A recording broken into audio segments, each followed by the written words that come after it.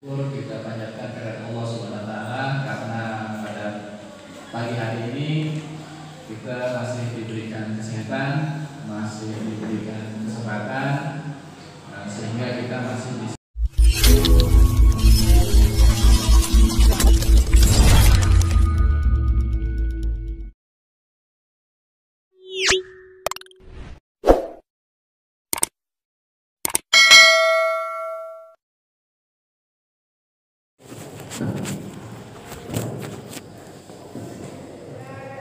Bismillahirrahmanirrahim. Assalamualaikum warahmatullahi wabarakatuh. Selamat pagi dan salam sejahtera untuk kita semuanya.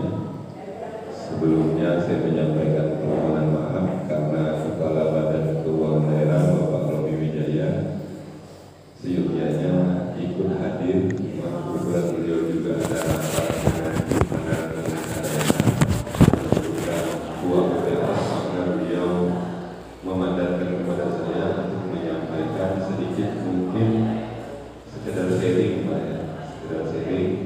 Kemudian acara utamanya sebenarnya adalah penyerahan BHKP dan SPPT PBB 2 sama STS-nya.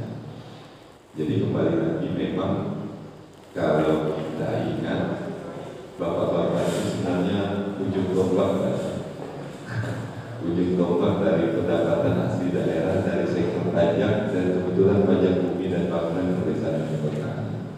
Cuma ujung-ujungnya sering kena tombak, kena marahan orang, kena ya macam-macam. Tapi insya Allah tahun ini akan diterbitkan peraturan bupati saya pertama. Jadi mungkin Bapak akan agak leluasa, lebih leluasa dalam artian begini.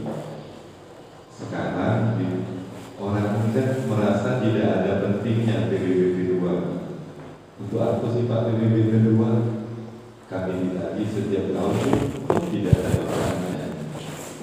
Untuk kedepannya, jadi memang sudah diskemakan nantinya apapun urusan berkenaan dengan layanan publik tertentu di pemerintah daerah harus mencantumkan tanda lunas atau bukti pembayaran PBB 2. Nah, dulu kan paling masyarakat itu meminta bukti SPPT PBB 2-nya hanya saat di sana, oh saya mau jual beli tanah Pak, harus membayar. Jadi BPN mintanya 5 tahun ke belakang pajak terutang. Kemudian misalnya mau urusan kredit di bank, mau tidak mau suka tidak suka PBB 2-nya harus dibayar. Tapi insya Allah mulai tahun ini dan tahun seterusnya kita akan intervensi dari mulai anak masuk sekolah ke sekolah dasar, nanti mereka harus melampirkan PBB 2 dari orang tuanya. Kemudian kalau seandainya mau mengurus perizinan, PBB 2-nya harus dilunasi. Jadi mungkin sedikit banyak akan berpengaruh dengan antusiasme masyarakat untuk membayar PBB 2. Walaupun nanti untuk di awal ini mungkin Bapak Ibu masih menyampaikan ke masing-masing wajib pajak nih. Nah nanti begitu peraturan bupatinya muncul, antara lain masuknya dari KTP KK. Saat ingin menerbitkan KTP KK harus lunas PBB 2. Kemudian kalau mau urusan, kalau yang pegawai, mungkin yang pegawai dan sebagainya agak kadang ada beberapa juga yang oknum yang tidak menjadikan contoh Pak ya. Nanti mereka kalau mau ngurus pangkat, mau ngurus misalnya laporan harta kekayaan, harus ada rekomendasi. Jadi secara tidak langsung bapak-bapak akan terbantu dalam artian bahwa PBB ini akan menjadi sesuatu yang penting. Dan wacana kedepannya kami akan masuk sampai ke surat izin menikah Pak, yang dikeluarkan oleh KUA. Jadi kalau mau menikah harus lunas PBB 2 dulu. Kalau mau ngurus SIM harus lunas PBB 2. Akan masuk ke sana. Tapi yang pasti saat ini kami hanya mengintervensi di layanan publik yang diberikan oleh pemerintah daerah. Di PTSD, kalau mau membuat izin harus ada PBB 2 lunas. Kemudian di Capil, kemudian di Kesra kalau ada saudara kita yang ingin melanjutkan ke pendidikan tinggi, kuliah misalnya bahasa kemarin kan 10 sarjana berdesa ya. Nah juga akan jadi persyaratan. Kami akan coba masuk di hal-hal tersebut. Jadi setidaknya Bapak Ibu mungkin agak lebih diringankan karena otomatis warga masyarakatnya yang akan mencari bukti lunas PBB 2-nya. Kurang lebih seperti itu informasi terbaru yang sedang kami godok dan kemungkinan tahun ini juga akan ditetapkan peraturan bupati. Dan memang kami harus bekerja sama, jadi Badan Keuangan Daerah akan bekerja sama dengan perangkat-perangkat daerah, dinas-dinas tertentu yang memberikan pelayanan publik tertentu tadi. Mungkin untuk tahun ini tagihan surat pemberitahuan pajak utang yang muncul di Kecamatan Sukadana yang terdiri dari 10 desa terhitung sekitar 256 juta. Yang kecil masih di Gunung 9. Gunung 9 cuma 200 satu desa. Nah, mungkin Bapak juga kayak kami yang pasti tahun ini pun kami sedang, jadi karena saya masih baru juga di bidang pendapatan, juga kami sudah membenahi data. Untuk tahun ini saya sudah menyampaikan ke LPSD, ke kelompok kerja pengadaan barang jasa untuk melakukan lelang jasa konsultasi penelitian penilaian terhadap nilai indikasi rata-rata tanah. Jadi kan yang JOP selama ini ada yang 320 rupiah, ada yang 700. Kalau yang sudah ada walin kadang baru agak besar, dan itu besarnya pun dinilai bangunan biasanya. Kalau dinilai tanahnya paling mentok-mentok 49.000. Nah, kemungkinan tahun ini saya juga mungkin berharap bapak-bapak di desa kemungkinan nanti ada tim dari yang nanti yang memenangkan lelang, memenangkan seleksi, mereka akan mungkin mereka juga akan minta data dari desa. Jadi kami mohon juga untuk kerjasamanya. Jadi kemungkinan nanti nilai jual objek pajak untuk buminya akan diperbaiki. Jadi kemungkinan tidak ada lagi yang 7.500. Nah, jadi ini juga sebagai warning kepada bapak-bapak ibu-ibu, karena yang saya tahu dahulunya PBB ini dibayarkan dengan dana desa. Nah, biasanya ditutupkan dulu dengan dana desa daripada harus menagih ke masyarakat, ditutupkan dulu. Nah, begitu seperti itu lah, tagihannya berapa Pak? Hampir 60-an lebih Pak. Sekarang tahun ini berapa Pak Eri? 100 lebih, 120 juta. Bayangkan kalau masih dengan dana desa, berapa banyak hak warga masyarakat yang akan tergantikan oleh itu. Saya berpikirnya seperti itu, bahwa dengan kita menuntutkan PBB, tapi tidak memberikan kesadaran kepada warga masyarakat. Harapan saya tetap disampaikan saja, kami minta tolong kepada Bapak Ibu, tetap disampaikan kepada masyarakatnya. Kalau memang ada, sebenarnya idealnya kami menyampaikan dulu di awal tahun ada surat pemberitahuan objek pajak SPOP dulu. Setelah SPOP disampaikan ke kami, baru kami terbitkan SPPT. Karena yang tahu keadaan rumah Bapak Ibu kan bisa jadi, oh tahun ini luasnya cuma 100 meter persegi. Ternyata saya dapat rezeki kemarin saya putar jadi 20 kali 10 misalnya jadi 200 meter. Bidang pendapatan tentu tidak akan tahu kalau tidak ada pelaporan bahwa ada perubahan objek pajak. Nah, mau tidak mau sudah harus ada surat pemberitahuan objek pajak untuk disampaikan ke kami dan memperbarui datanya. Kemudian berkaitan yang jasa konsultasi tadi, semoga saya harap semoga cukup waktunya Pak 1 tahun. Jadi insya Allah di tahun depan kita sudah menggunakan NJOP baru dan kemungkinan tidak ada lagi yang 7.500. 7.500 itu kebanyakan karena nilai tanahnya cuma 320, 700. Karena rasanya sudah tidak relevan lagi dengan harga tanah yang ada di Kayu Utara kan gitu. Tapi memang nilai indikasi rata-rata juga bukan nilai mutlak, bahwa misalnya di barisan sini 400.000, kami juga tidak akan mengambil nilai yang langsung 400.000, tentu ada pertimbangan-pertimbangan tertentu. setidaknya masyarakat tahu nih bahwa setiap kami ini ada kewajiban untuk memenuhi perpajakan daerah dari sektor PBB Pak.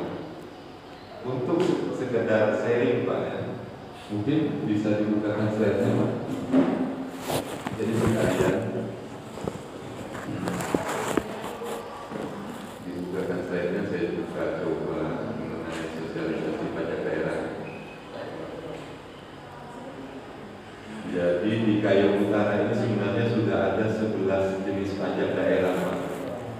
Cuma memang ya potensinya masih sedikit. Tapi itulah harapan saya. Nah ini Pak, ada 11 jenis pajak di kabupaten yang khusus di Kayong Utara. Ada 11 pajak, menjadi pajak hotel. Pajak hotel ini bukan berarti hanya hotel saja, tapi tempat penginapan, jasa yang memberikan jasa atau pelayanan untuk menginap dengan dipungut bayaran itu kita sebut sebagai hotel. Mau dia penginapan atau rumah kos lebih dari 8 pintu juga termasuk sebagai pajak hotel dengan tarif 10%. Jadi sebenarnya kalau di pajak hotel yang dikenakan bukan hotelnya, tapi pengunjungnya Pak. Pengunjungnya yang datang yang membayar. Kalau kita ke hotel kan Pak ada pajaknya 10%, dipungutkan dari orang yang menginap. Jadi tidak mengganggu keuntungan dari pemilik hotelnya. Mereka membantu kita sebagai pemungut pajak, sama seperti bapak-bapak ibu membantu kami memungutkan pajak kan. Kemudian ada pajak restoran. Jadi ini kan di Kayong Utara mungkin relatif sudah mulai menjamur lah usaha rumah makan dan sebagainya. Jadi restoran jangan di dalam pemikiran kita bahwa restoran berbentuk khusus. Kafe tadinya, warung kopi pun masuk sebagai pajak restoran.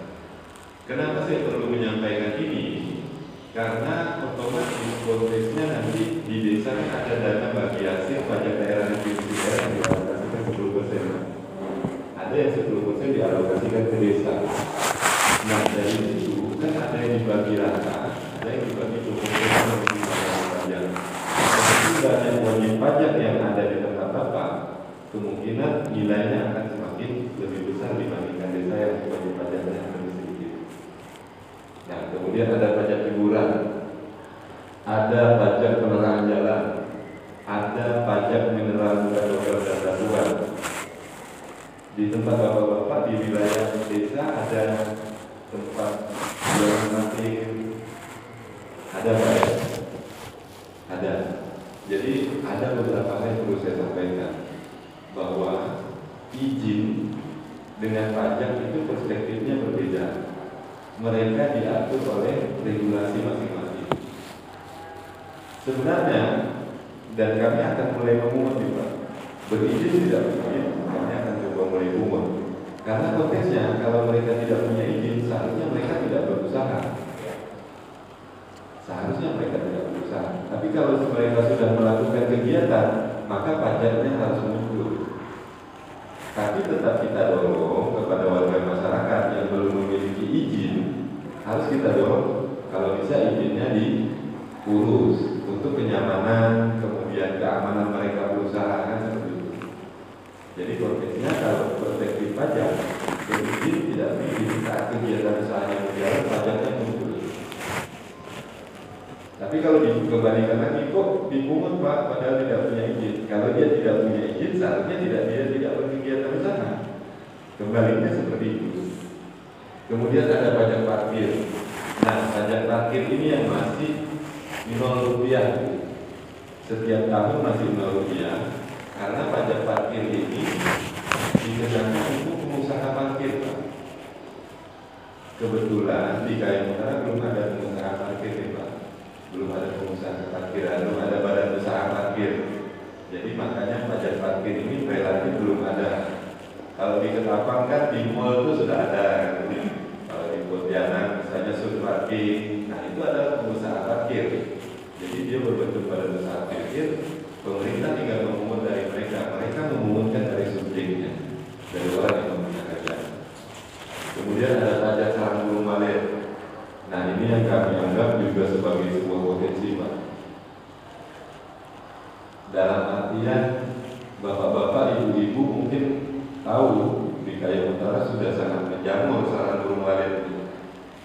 Ini baik yang diambil dari alam maupun yang diusahakan, dibudidayakan, ditangkarkan, Pak. Yang ditangkarkan juga dikenakan. Saat menjual mereka terkena pajak 3%, Pak. Di aturan dia menentukan paling tinggi 10%, tapi pemerintah daerah memilih angka 3%, jadi tidak memberatkan pengusaha dan sebagainya.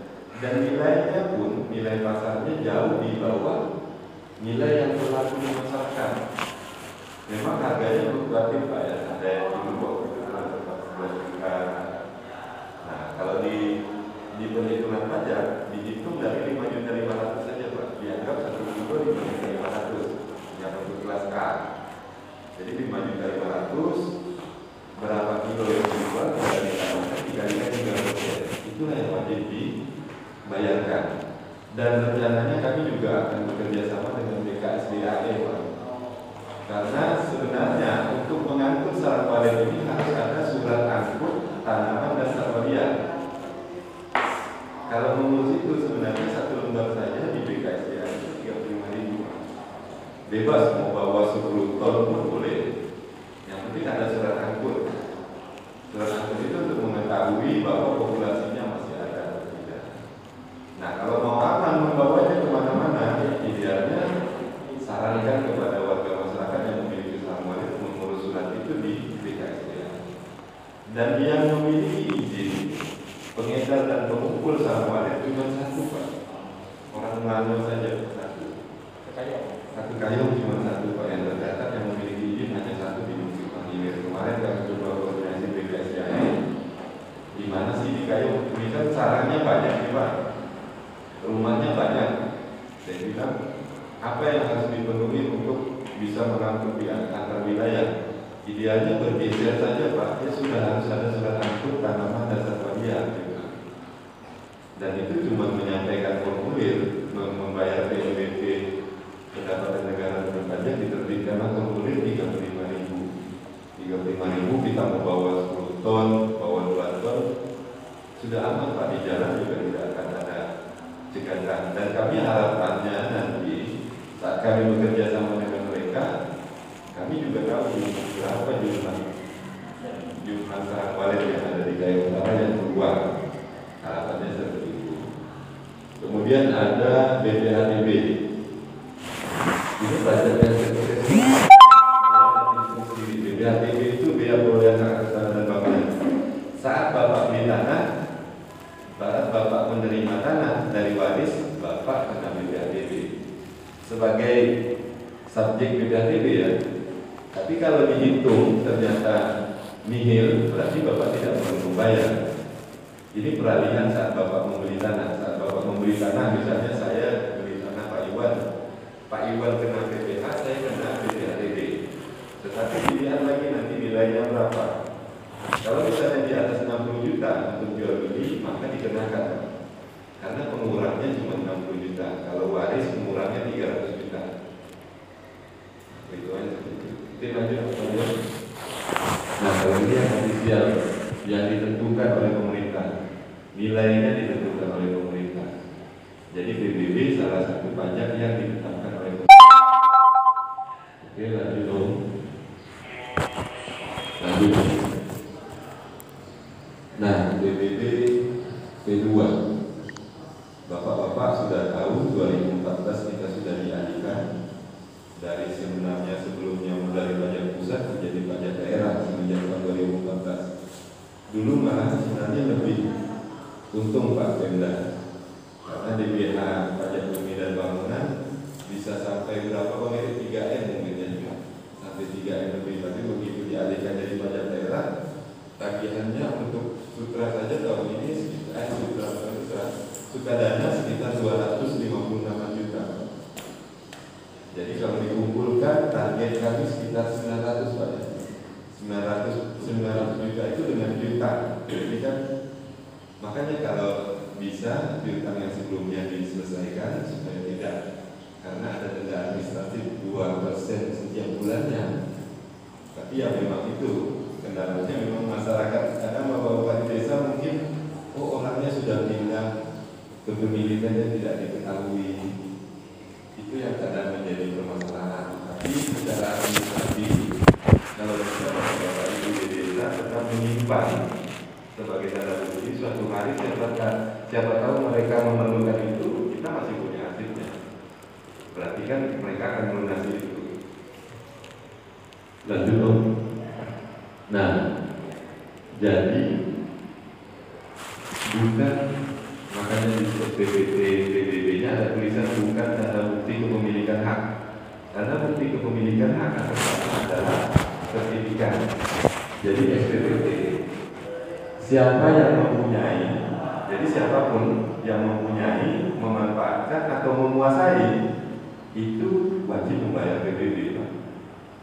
Jadi bisa jadi tanahnya tanah Pak Iwan, saya disuruh Pak Iwan garap saja Pak Roni, saya menggarap kan memanfaatkan, berarti saya bisa kena wajib pajak PBB.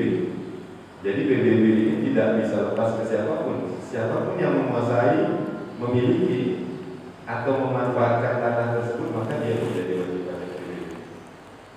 Kadang kan kalau misalnya diusahakan, tadi misalnya Bang Pak Iwan, misalnya saya memanfaatkan tanah Pak Iwan nih, tinggal disepakatilah dengan Pak Iwan apakah saya yang membayar atau Pak Iwan yang membayar. Sama dengan sewa menyewa rumah kan Pak, dia tidak memiliki, dia menguasai dan memanfaatkan, berarti dia juga wajib pajak PBB.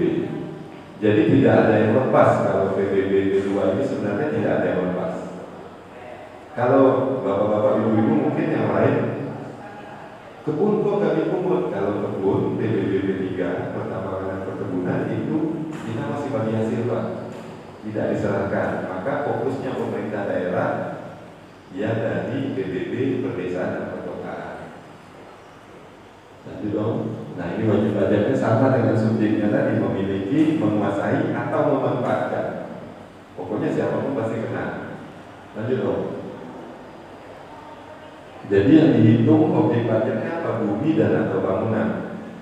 Kalau Bapak punya pagar, pagarnya sebenarnya dihitung sebagai bangunan. Tapi kami sampai saat ini belum sedikit itu Pak. Belum sedikit itu sampai ke pagar yang kami itu belum, bangunan hidup saja dengan tanahnya. Jadi memang kami juga tidak bisa tiba-tiba ngejut nih Pak. Kalau ngejut nanti kan masyarakat tuh zaman sekarang pajaknya malah gitu, tentu akan membebani masyarakat. Lanjut Mas. Nah dasar pengenaan pajak, jadi saya cuma mengulas PBB 2. Dasar pengenaan pajaknya adalah nilai jual objek pajak. Nilai jual objek pajak. Nilai berbeda dengan harga. Nilai berbeda dengan harga. Nilai harga.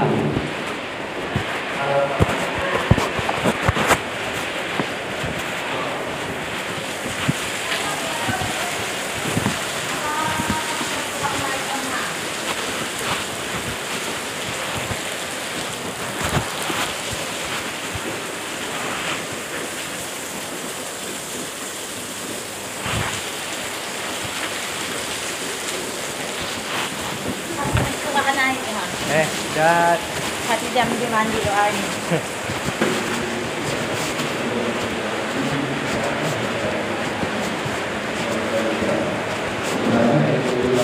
Ada DBKD untuk mengambil terhadap biaya bangunan.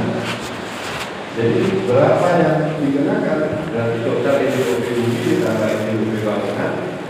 Kalau dia dengan nilai sampai 1 miliar, tarifnya 0,1.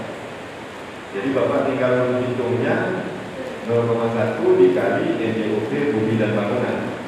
Tapi sebelumnya dikurangi dulu 10 juta. Jadi 10 juta tidak dikenakan. Jadi misalnya nilai bangunan Bapak 100 juta, nilai bumi Bapak 100 juta, berarti 200 juta.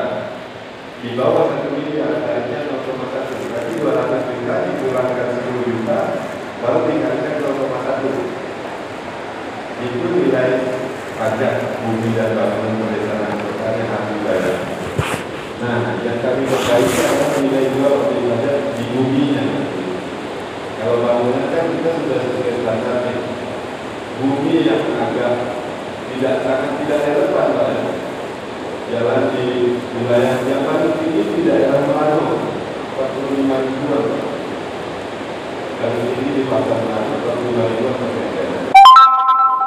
Jadi kita kali masih belum.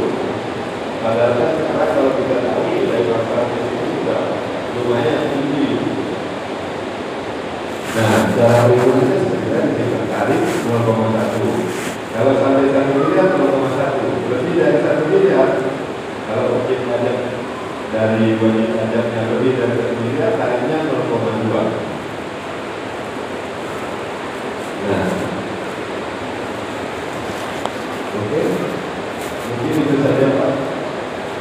Yang nanti kita lihat dulu apakah bisa ditandatangani langsung atau tidak. Kita menyerahkan di PBB. Saya sekedar flashback mengingatkan kembali bahwa PBB ini begini Bapak, karena pada dasarnya Bapak-Bapak Ibu-Ibu sudah sering menangani ini di lapangan. Dan besar terima kasih saya bahwa Bapak-Bapak Ibu-Ibu telah ikut andil dalam membangun Kabupaten Jaya Utara. Sebenarnya dalam posisi saya dulu sebelumnya kan di bagian hukum Pak ya. Saya pertama ditempatkan, jadi saya sekedar karena belum berkenalan juga. Jadi saya dulu pertama ditempatkan di bidang pendapatan waktu sebelumnya. Kemudian dipindahkan ke bagian hukum, kemudian kembali lagi ke bidang pendapatan. Dulu saya juga pernah merasakan Pak. Jadi waktu CPNS saya ikut lagi bagaimana tanggapan respon masyarakat yang seperti kata Pak Iwan, waktu kami tagih pajak restoran, pajak hotel, woi Gayus, dia bilang, sedih Pak rasanya. Memang perasaannya memang saya bilang, kita ini yang paling utama. Kalau orang mau belanja, dia harus punya duit kan gitu. Kalau mau bisa belanja, harus ada pendapatan kan gitu. Bapak-bapak ibu-ibu ini kan ujung tombak yang mencarikan uang untuk pembangunan yang ada di Kabupaten Jaya Utara. Tapi ya itu, karena memang sering dipandang ya memang itu ujiannya. Saya pun dulu sampai pernah menagih Bang Eri saksi bilang begitu datang mau nagih PBB orang langsung mukul dinding. Bila dia hutang dengan Bendani gitu deh. Karena mereka belum terbiasa, belum tahu istilahnya. Jadi mau tidak mau memang berat bagi kita membuat kesadaran. Kalau takut gampang Pak, tinggal ditakut-takuti. Tapi kalau membuat kesadaran ini kan walaupun tidak ditakut-takuti, mereka sudah sadar nih, sudah tahu.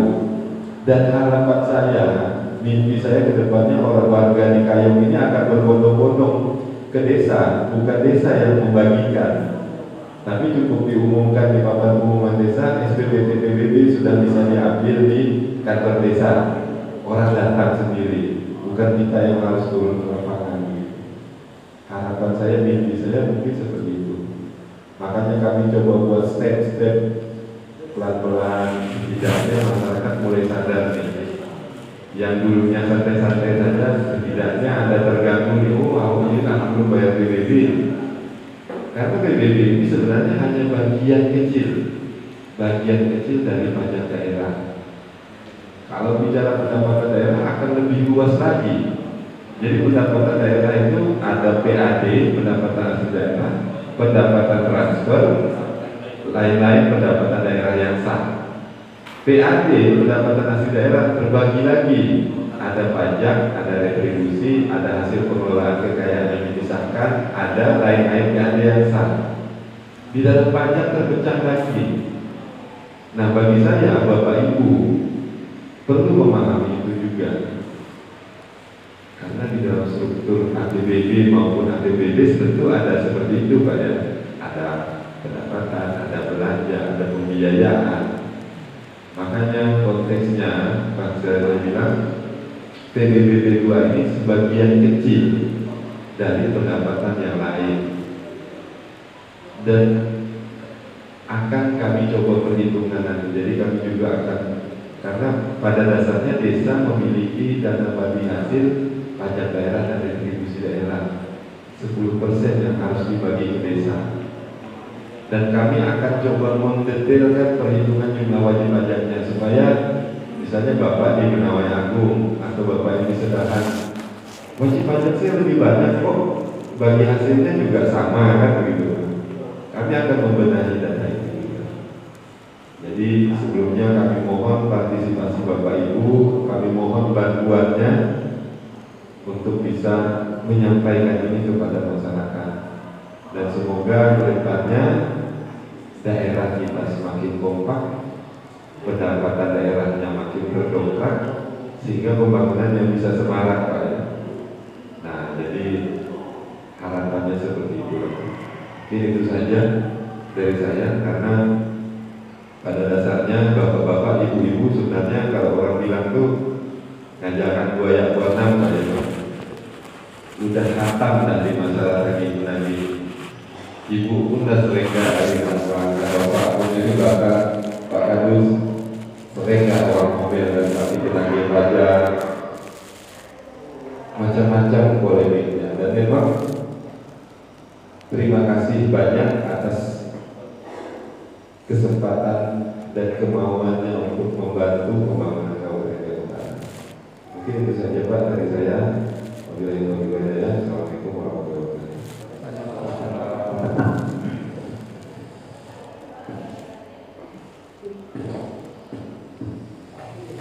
Terima kasih.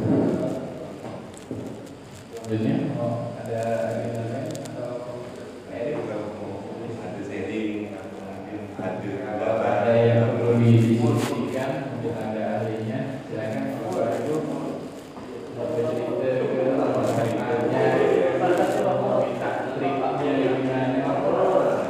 Silakan Pak, kita santai saja lah, formal-formalan. Silakan. Ini waktunya pun masih setengah 11, hari kedua kemudian. Assalamualaikum warahmatullahi wabarakatuh. Selamat pagi dan salam sejahtera buat kita semua. Langsung saja Pak. Pada intinya nama saya Saferi dari Desa Sepang 3. Jabatan saya sebagai kasih pemerintahan. Yang saya ingin pertanyakan Pak, apa saja persyaratan untuk membuat PBB yang baru? Kan saya itu biasa membuatkan surat tanah. Jadi apakah sekalian dengan pembuatan PBB?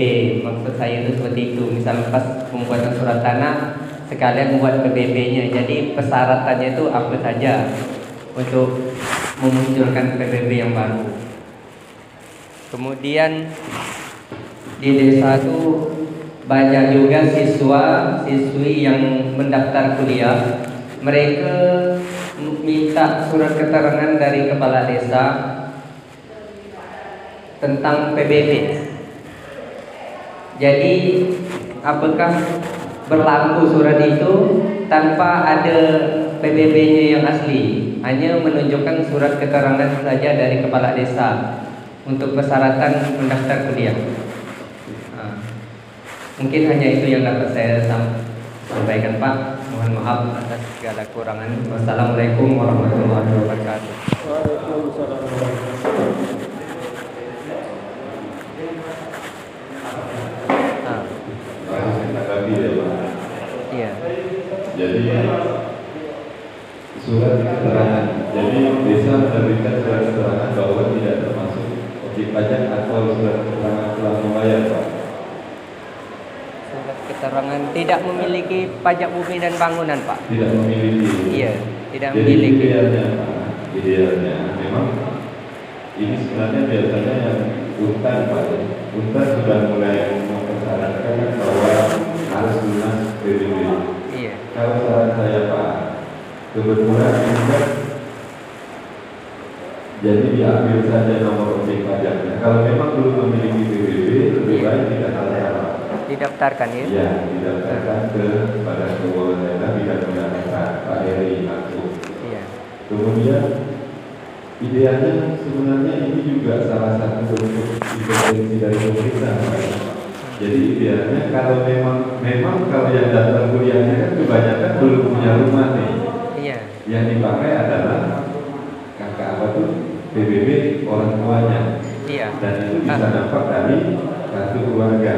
Iya. Kartu keluarga kan nampak misalnya orang tuanya siapa, maka PBB orang tuanya yang wajib dilunasi dan bukti setornya yang ditunjukkan yang diminta oleh utang.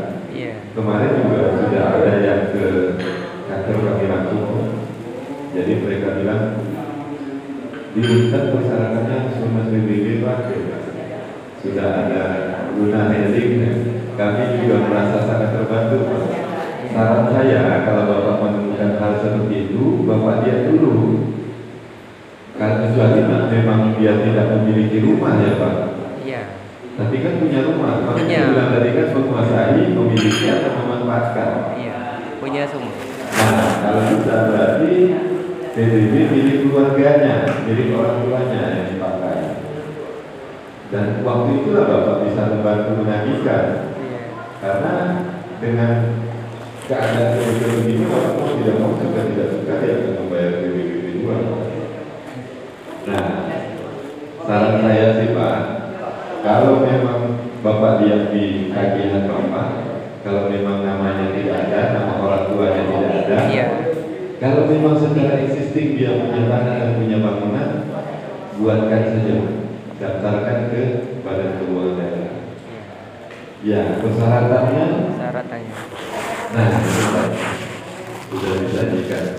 Fotokopi KTP, SKT atau sertifikat tanah, fotokopi SPPT PBB P2 tetangga, supaya nampak beririsannya di mana Pak. Yang kita lakukan nanti ternyata tanahnya bertimpa nih. Iya. Nanti Bapak bayarkan PBB orang Pak. Karena pernah kejadian ada tanahnya sudah dijual, tanah sudah dijual. Iya. Tapi PBB-nya tidak diberitahukan ke kami. Yang pemilik baru buat lagi Pak. Buat baru jadi bertimpa dia. Iya. Buat baru. Jadi bertimpa PBB-nya ada 2 di lokasi tanah yang sama. Nah itu juga bermasalahan kan begitu Pak. Kemudian foto lokasi tanah dan bangunan, Bapak tinggal buatkan surat pengantar desa. Kurang lebih seperti itu Pak. Ini persyaratan silakan difoto atau bisa tinggal langsung mungkin bisa.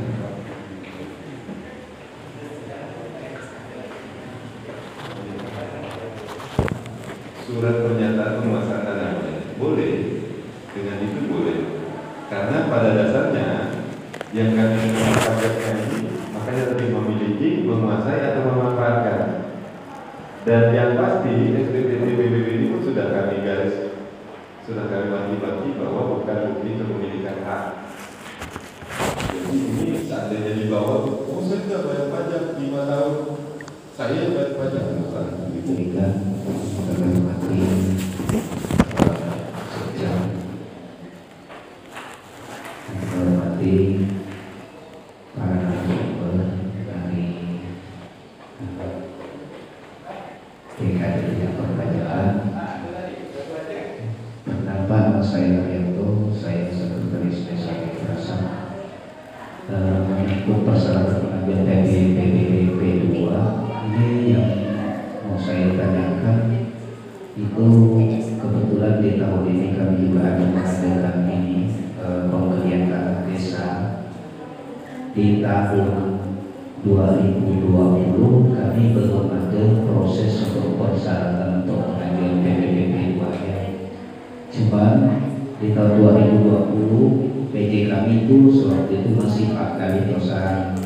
Setelah tanggal 14 Juli kemarin beliau sudah habis masa jabatan selaku PJ, diganti lagi dengan Pak Wardana.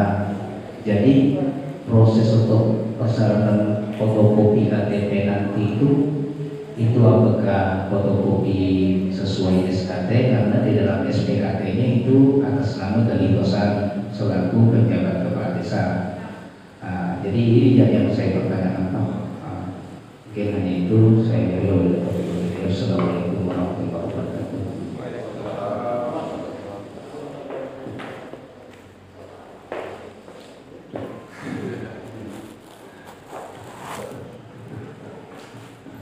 Ya, terima kasih pertanyaannya yang menarik berkaitan dengan pertanyaan ibu dari Papang ya.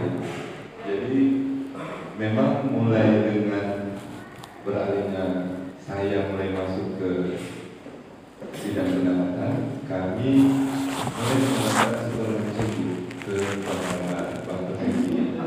Jadi kalau mau setelah langsung silakan. Kami paling yang bisa kami terima paling yang setorannya jauh di bawah misalnya 1.500, karena kasihan juga harus menyetor di bank langsung. Tapi kalau misalnya nilainya sudah 50-an itu, kami lebih baik menyarankan untuk disetorkan langsung, karena akan terbiasa masyarakat menyetorkan langsung. Harapan kami sih seperti itu. Begitu menerima SPP BPB, mereka kalau seandainya ingin menyetorkan langsung ke bank Kalbar pun boleh buat di slip setoran tulisan misalnya PBB Agina PBB B2 atas nama siapa dan sebelumnya nomor objek pajaknya, ya NOP-nya. Nanti bukti setor itu sebagai tanda lunasnya. Kami pun nanti juga membagikan stiker PBB dengan PBB dan juga dipegang oleh kita.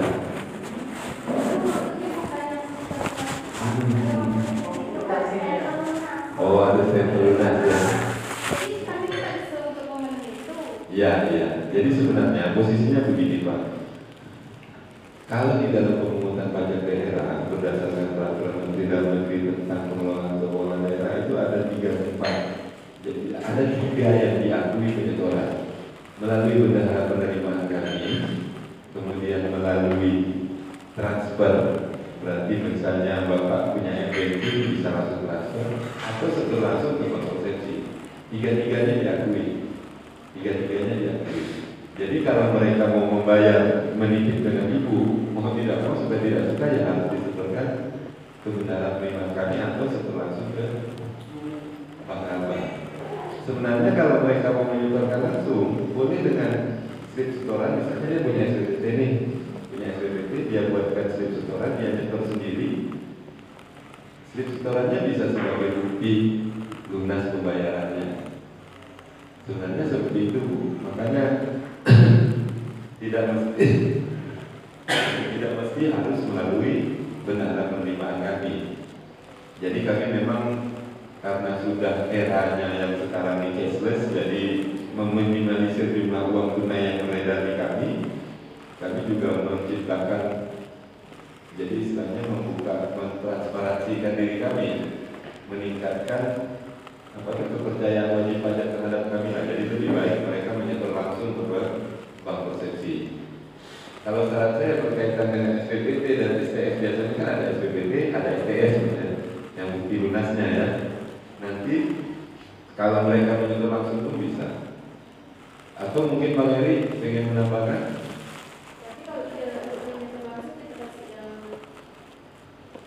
Yang kecil, potongan kecil ya. Sini Om Eri. Nah ini beliau ini mengangkat mangkuk ya. Saya mohon bantuan beliau. Assalamualaikum warahmatullahi wabarakatuh. Setelah kita datang dari Pak Kapita itu tentang bagaimana cara penyeluruhannya. Kalau misalnya dari wajib pajaknya atau masyarakat itu ada keberatan ke bank atau juga, jadi seandainya itu mau bayar itu, seandainya udah mungkin kita ada daftarnya daftar wajib pajak yang membayar ke desa. Kalau jika kita ini dibayar pun tidak masalah. Nanti yang bersangkutan dibukasikan SPPT-nya, tentunya melalui desa, dibukasikan sesuai dengan daftar umumnya, dibayar di desa tidak ada masalah. Nanti kan sudah ada pajak desa, itu kita sampaikan. Mungkin kan dulu maunya sampaikan CDS, kita sampaikan. Ada maunya kita kasih juga CDS-nya. Mungkin ini maunya Pak Robi ya, minta cap lunas lagi. Kalau ibu bikin cap lunas, bilang pun tidak masalah, tapi dengan catatan ibu ajak lunas itu langsung ke kantor PHB, nanti kita bayarkan langsung bayarnya ke bank Kalbar itu bank terkait tidak. Ini tidak coba di ini lah.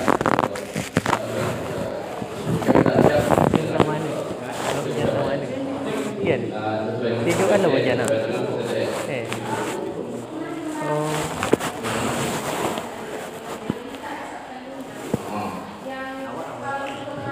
Jam 8. Lalu hujan. Hah? Tuan. Oh.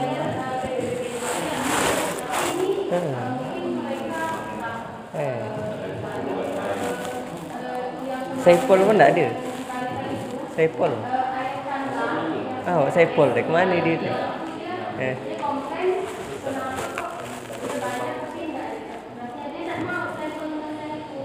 Kalau yang di sana kan pajak ya mungkin masyarakat di luar desa ya. Kalau misalnya pembeli itu saya kan ke kantor ya. Enak kan desa udah mungkin urus dari itu kan. Ibu saya ke kantor. Jadi kan itu lebih enak tuh kalau masyarakat ke kantor itu langsung dipastikan piutang berapa itu. Ada cuma setahun piutang tuh terjadi 5-6 tahun. Jadi tidak enak. Karena tuh mau ini kan banyak gitu, kami mau cap lah, mau stiker lah, ibu saya di kantor, biasanya gitu tuh banyak utang tuh gua banyak saya di kantor. Biasanya itu banyak yang mau begini lah, begitu lah, tuh ya kantor. Tapi kan utang banyak kita lepaskan. Karena itu gitu. Tidak usah kita susah lah, ya kira, mungkin ini kasih tidak mau, tuh ya kan, aman lah. Jadi begitu saja dari Bang Eri. Kalau seandainya agak ribet, kalau Bapak Ibu bilang saja, misalnya kalau Bapak tidak percaya saya yang harus menyetorkan, membantu menyetorkan, Bapak langsung urus saja ke Badan Keuangan Daerah. Nanti biar abang-abang yang kekar-kekar Ibu yang urusan sama wajib pajaknya agak bandel.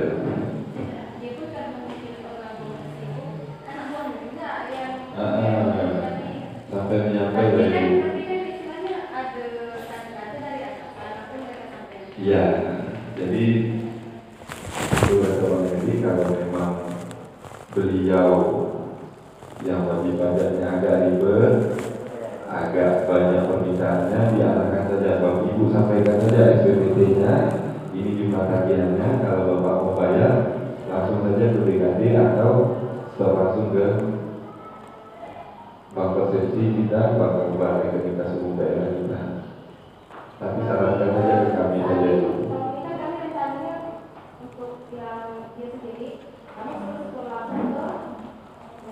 Iya.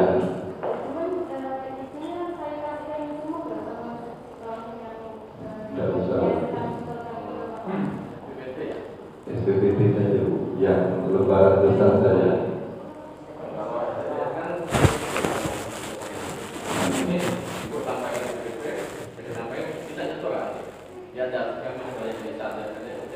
Ya, ya, ada surat tanda terima setoran ya.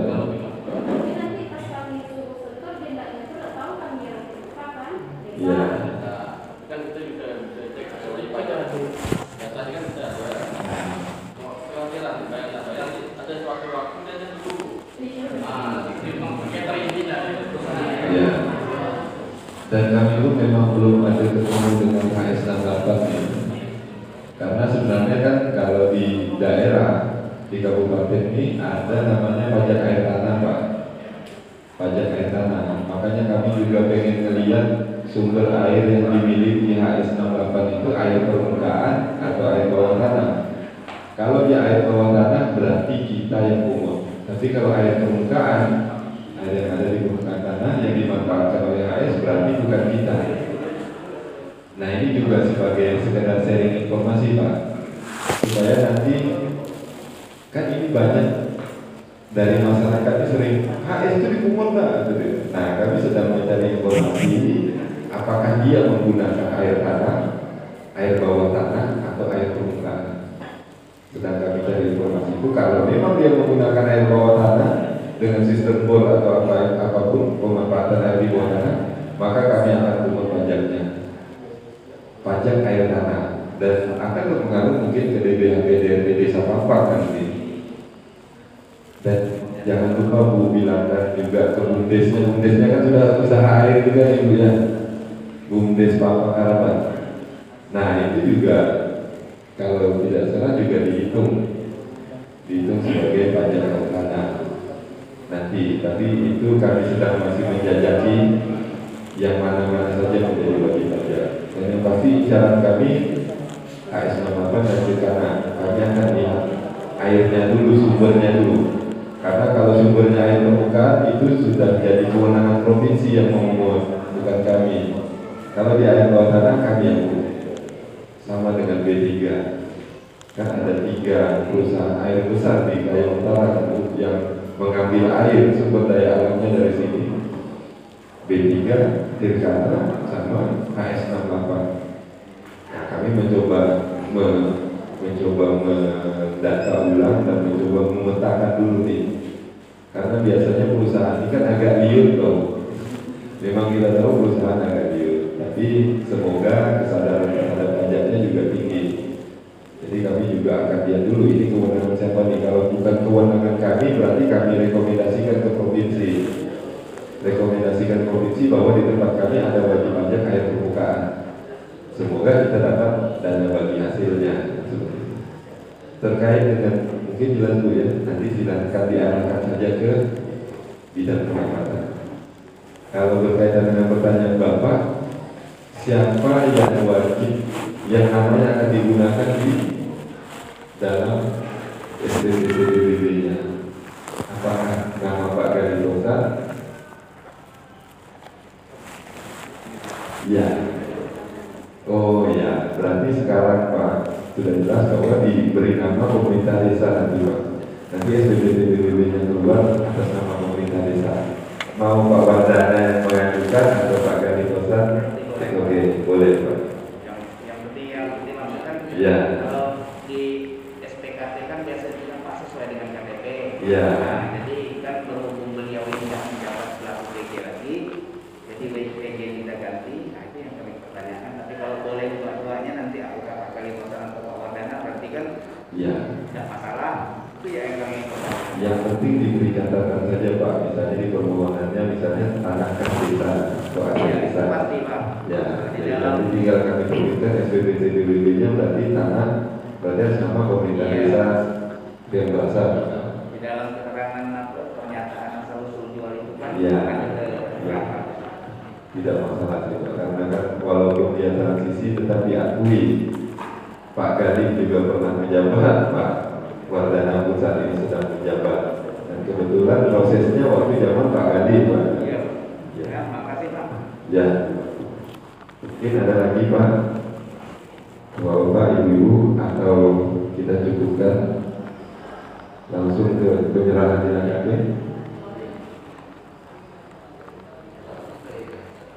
Mungkin ada yang ditanyakan lagi? Perlu kesalahan.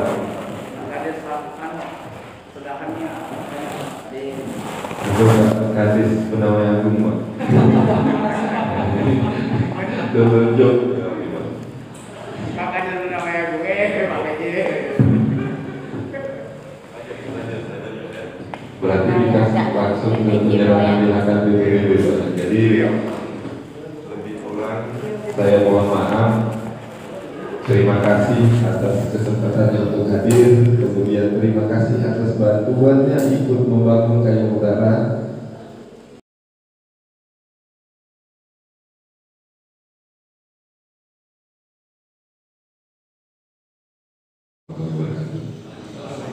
Saya serahkan kepada Bang Edi. Beliau spesialis PBB 2 Pak.